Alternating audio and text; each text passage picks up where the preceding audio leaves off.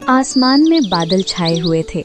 हल्की हल्की बारिश हो रही थी और शहर के एक कोने में टूटी हुई सड़क के किनारे एक छोटा सा ठेला खड़ा था। उस ठेले पर लिखा था बिरयानी भैया। बिरयानी भैया। कोई नहीं जानता था उसका असली नाम क्या है, लेकिन पूरे इलाके में वो इसी नाम से मशहूर होने वाला था। सिर्फ 19 साल का एक लड़का जिसकी आंखों में बड़े सपने थे, लेकिन जेब में सिर्फ 200 रुपए। उसके पिता अब इस दुनिया में नहीं थे। घर की जिम्मेदारी उसी के कंधों पर थी। बिरयानी भैया ने एक पुरानी हांडी उठाई, कोयले जलाए और चावल, मसाले और चिकन डालकर अपनी बिरयानी बनाना शुरू किया। बारिश की ठंडी हवा में बिरयानी की खुशबू धीरे धीरे फैलने लगी। तभी वहां से गुजरने वाला एक आदमी रुका। भाई, क्या बना रहे हो? बिरयानी भैया मुस्कुराया और बोला, भाई, दिल से बनाई हुई बिरयानी। आदमी हंसा। चल एक प्लेट दे। बिरयानी भैया ने प्लेट सजाई। गर्मा गर्म बिरयानी, ऊपर से धनिया, नींबू। आदमी ने पहला निवाला लिया और अचानक उसकी आंखें बड़ी हो गईं। अरे, ये तो कमाल है। इतनी स्वादिष्ट बिरयानी मैंने बड़े होटलों में भी नहीं खाई। बस यही वो पल था जिसने उसकी जिंदगी बदलने की शुरुआत की। धीरे धीरे वहां लोग रुकने लगे। एक प्लेट, 2 प्लेट, फिर भीड़ लग गई। बिरयानी भैया के चेहरे पर खुशी थी, लेकिन दूर खड़ी एक काली कार में बैठा आदमी उसे ध्यान से देख रहा था। वो था शहर का सबसे खतरनाक होटल माफिया, विक्रम सिंह।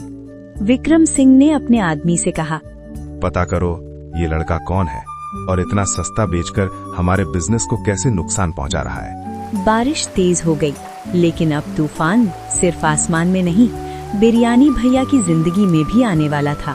सुबह का वक्त था।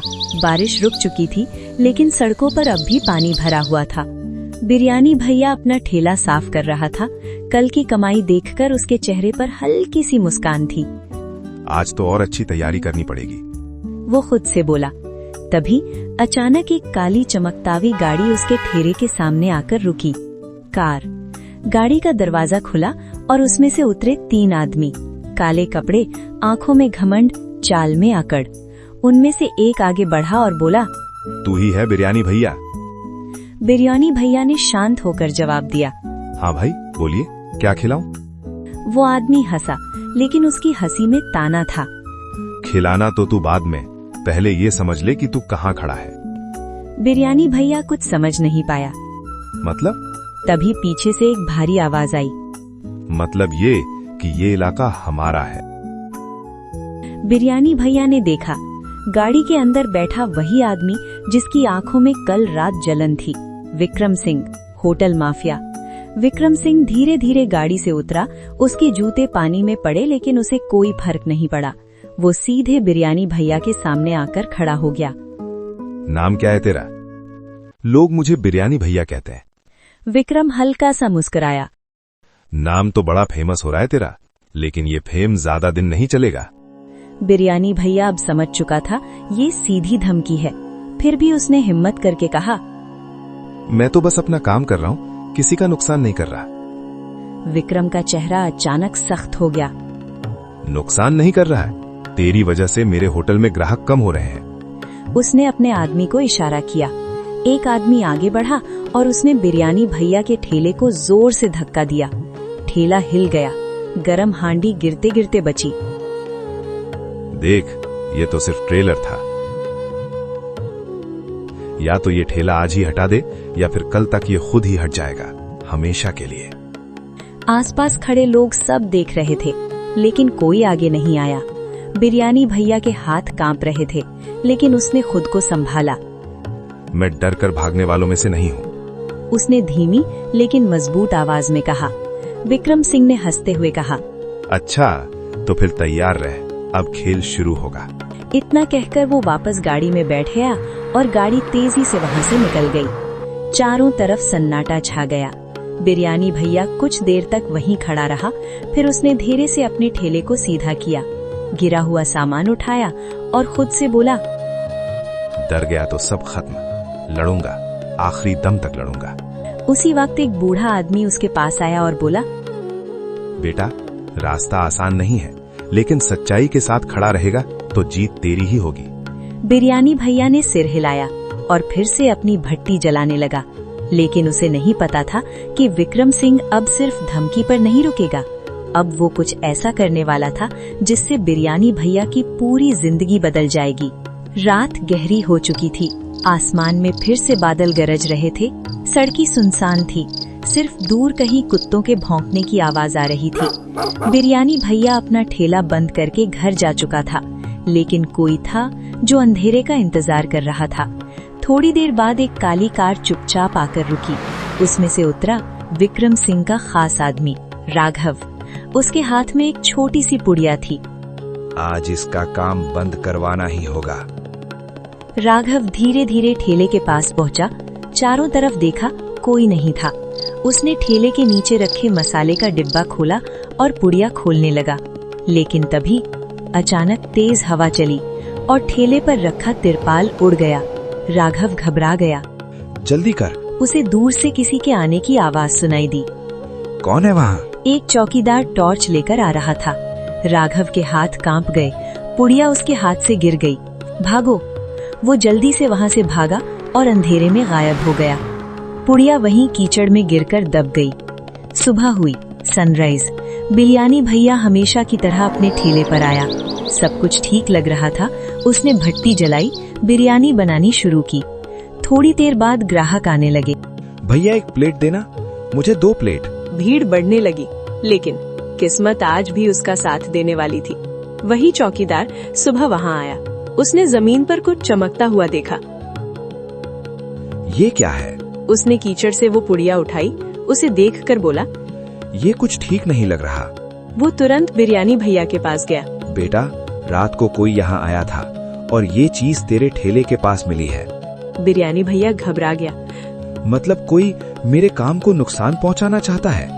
तभी कुछ और लोग भी इकट्ठा हो गए। एक समझदार आदमी बोला, इसे खोलो मत, पहले जांच करवाते हैं। बात धीरे धीरे पूरे इलाके में फैल गई। किसी ने खाने को खराब करने की कोशिश की। अब सबकी नजरें एक ही नाम पर जा रही थी, विक्रम सिंह। बिरयानी भैया के हाथ कांप रहे थे। अगर ये मिल जाता तो मेरी मेहनत बदनाम हो जाती। उसकी आंखों में अब डर नहीं, गुस्सा था। अब बस बहुत हो गया। उसी वक्त चौकीदार बोला, मैंने रात को एक आदमी को भागते देखा था। अगर सामने आए तो पहचान सकता हूँ। अब खेल पलटने वाला था। दूसरी तरफ विक्रम सिंह अपने ऑफिस में बैठा था। उसे पूरा भरोसा था आज बिरयानी भैया का काम रुक जाएगा। लेकिन तभी उसका आदमी घबराते हुए अंदर आया। मालिक, गड़बड़ हो गई। क्या हुआ? वो काम पूरा नहीं हो पाया और लोगों को शक हो गया। विक्रम सिंह का चेहरा गुस्से से लाल हो गया। अब ये लड़का मेरे लिए बड़ी परेशानी बन गया है। सुबह का माहौल थोड़ा अलग था। अब डर नहीं था, बस एक ही बात थी, सच सबके सामने लाना है। बिरयानी भैया अपने ठेले के पास खड़ा था। उसके हाथ में वही संदिग्ध पुड़िया थी। उसने उसे ध्यान से देखा, लेकिन खोला नहीं। बिना सोचे समझे कोई कदम नहीं उठाऊंगा, उसने खुद से कहा। तभी चौकीदार वहाँ आया। बेटा, मैं उस आदमी को पहचान सकता हूँ। कल रात मैंने उसे साफ देखा था। धीरे धीरे मोहल्ले के लोग भी इकट्ठा होने लगे। अब ये मामला सबके सामने आना चाहिए। एक आदमी बोला, हाँ सही बात, सच छुपना नहीं चाहिए।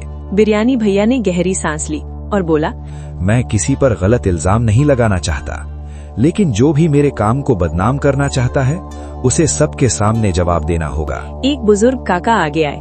आज शाम को सब लोग इकट्ठा होंगे और यहीं पर सच्चाई की जांच होगी। सबने एक साथ कहा, ठीक है। दूसरी तरफ विक्रम सिंह अपने ऑफिस में बैठा सोच रहा था। मामला अब मेरे हाथ से निकल रहा है। उसका आदमी बोला, मालिक, लोग अब शक करने लगे हैं। विक्रम कुछ देर चुप रहा, फिर हल्की मुस्कान के साथ बोला, तो फिर हमें भी साफ दिखना पड़ेगा।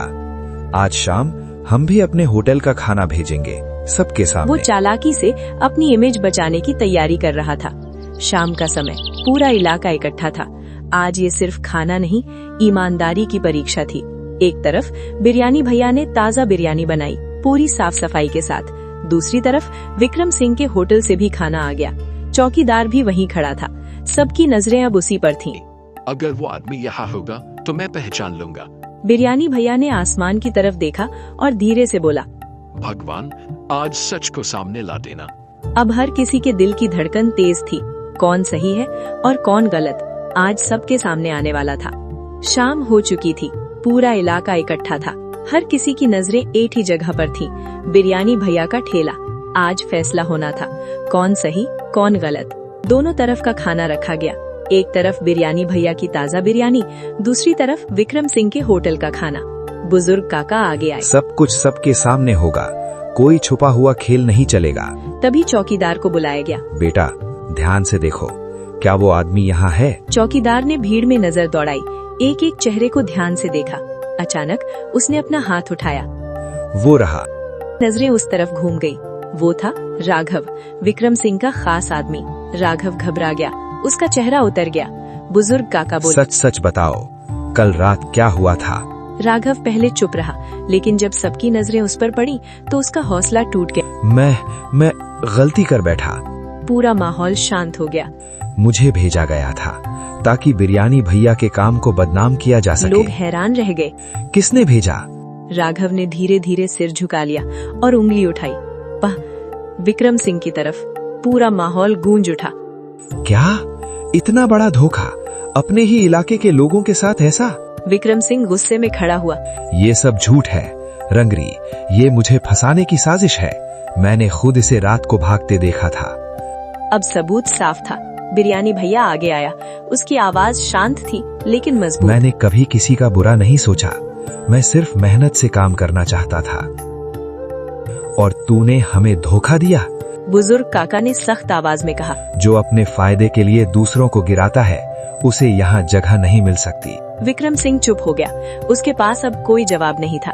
बिरयानी भैया की तरफ सब देखने लगे। आज सच जीत चुका था। बिरयानी भैया की आंखों में आंसू थे, लेकिन ये खुशी के थे। धन्यवाद आप सबका, उसने कहा। लेकिन कहानी अभी खत्म नहीं हुई थी। अब आने वाला था असली इनाम और एक नया मोड़। सच्चाई सामने आ चुकी थी। पूरा इलाका अब एक ही नाम ले रहा था, बिरयानी भैया। लोग उसके पास आए, किसी ने हाथ मिलाया, किसी ने उसकी पीठ थपथपाई। भैया आपने सच में दिल जीत लिया, ऐसे ही मेहनत करते रहो। बिरयानी भैया की आंखों में खुशी के आंसू थे। उसने कभी नहीं सोचा था कि एक छोटा सा ठेला उसे इतना सम्मान दिलाएगा। तभी वही बुजुर्ग काका आगे आए। बेटा आज से तू यहाँ सड़क किनारे नहीं खड़ा रहेगा। सब लोग हैरान हो गए। मतलब? काका मुस्कुराए। बाजार में एक खाली दुकान है, आज से वो तेरी। पूरा माहौल तालियों से गूंज उठा। बिरयानी भैया को अपनी बात पर यकीन नहीं हो सच रहा में? था। मेरे लिए? हाँ बेटा, ये तेरी मेहनत और ईमानदारी का इनाम है। कुछ ही दिनों में एक छोटा सा ठेला एक साफ सुथरी दुकान में बदल गया। अब वहाँ बोर्ड लगा था, बिरयानी भैया स्पेशल देसी स्वाद। लोग दूर दूर से आने लगे, लाइन लगने लगी, नाम फैलने लगा। एक दिन वही विक्रम सिंह धीरे धीरे वहाँ आया। अब उसके चेहरे पर घमंड नहीं, पश्चाताप था। वो बिरयानी भैया के सामने खड़ा हुआ। मुझे माफ कर दो। बिरयानी भैया कुछ पल चुप रहा, फिर हल्की मुस्कान के साथ बोला, गलती हर इंसान से होती है, जरूरी ये है कि वो उसे मान ले। अगर सच में बदलना चाहते हो तो यहाँ आकर मेहनत करो। विक्रम सिंह हैरान रह गया। जिसे वो गिराना चाहता था, आज वही उसे उठने का मौका दे रहा था। उसने सिर झुका लिया। मैं तैयार हूँ। अब दोनों साथ काम करने लगे। एक ने मेहनत सिखाई, दूसरे ने गलतियों से सीख ली। साल बीत गए। बिरयानी भैया अब एक बड़ा नाम बन चुका था। कई दुकानें, कई लोग काम पर, लेकिन उसकी मुस्कान वही थी। लालच इंसान को गिरा देता है, लेकिन मेहनत और सच्चाई उसे ऊंचाइयों तक ले जाती है।